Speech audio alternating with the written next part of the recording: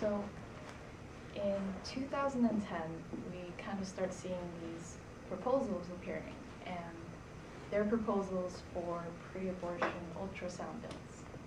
And by May of 2011, we have Texas Governor Rick Perry signing into law a transvaginal ultrasound bill, and that makes him the 8th state governor to do so. So you're probably wondering, what exactly is this bill? And it's called the transvaginal ultrasound bill, but you would imagine that women rights activists prefer to call it the war on women. And that sounds a little dramatic, but you should.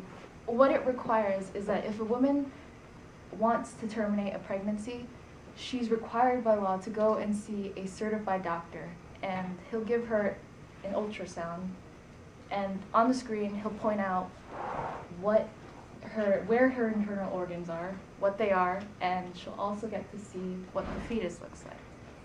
And in some states, they'll even require that she has to listen to the fetus's heartbeat. And 24 hours later, she has to wait 24 hours, a full day, after doing all of this before she can get an abortion. And a lot of people are calling that legalized rape, because it is, because it utilizes a sort of invasive probe that is like not considering a woman's consent, and it's mandated by law. So by this month of March 2012, we have 23 states that have passed this bill, and or some similar version of this.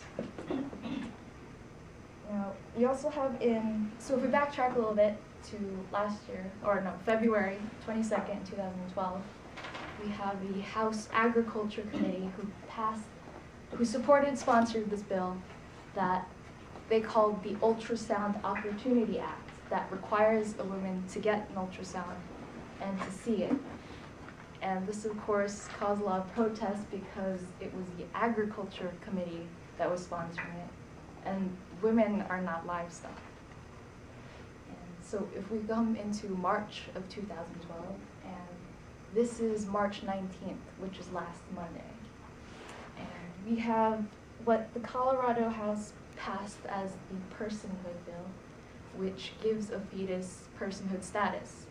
Basically, what they're trying to say is that if you manage to injure or kill an unborn baby or fetus, you can be charged with first-degree homicide.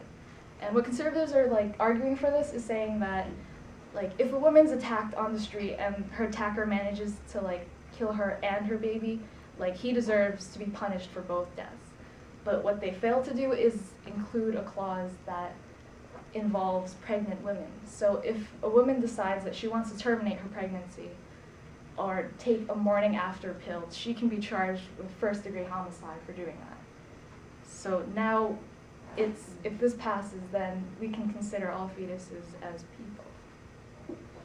And if we go into March 27th, which is actually 2 days ago, we have the Child Interstate Abortion Notification Act, which says that all young women, if they want to get an abortion out of state, they have to be accompanied by a parent.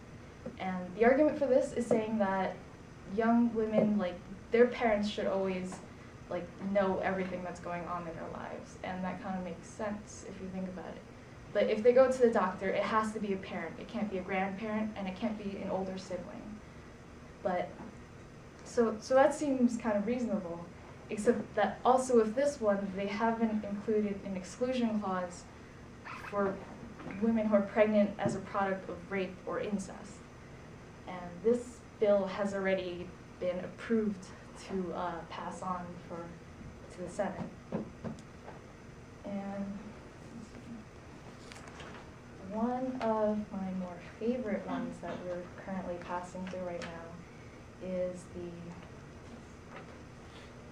Wisconsin Senate Bill 507, which also is passing by this past week. And it's being sponsored by Senator Glenn Grothman and Representative Don Pridemore.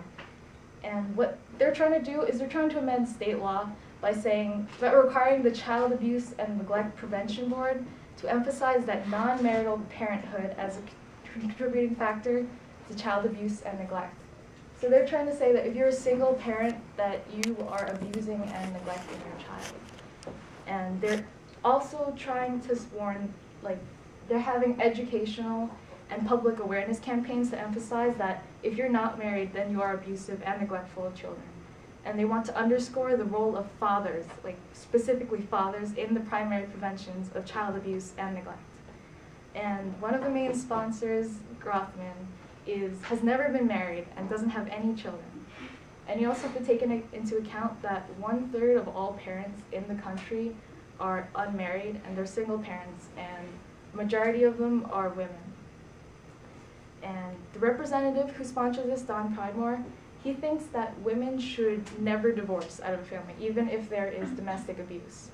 And he suggests that if you are in a violent relationship, you should try to remember the things that you love about your husband, because he thinks that women are capable of caring for a family to an extent, but it's only the fathers who are the ones that are capable of providing structure and discipline. And so you can imagine, like, why this would matter. I mean, our whole class is like a majority of women, and these laws have been passing in a lot of states, and even in Michigan, a lot of these. And also, by the end of this year, we should be able to vote in the upcoming election. And Rick Santorum, in a recent interview, he's running for a Republican for presidential candidate, and he said that if a woman is pregnant as a product of rape, she should accept the child as a gift from God.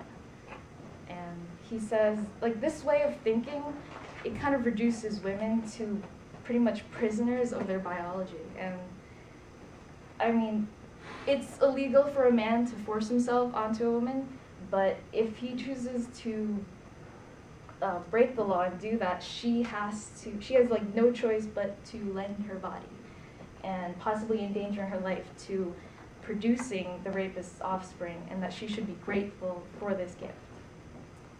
And for me, I mean, in my future, I want to be a mother, but I don't want to have a partner.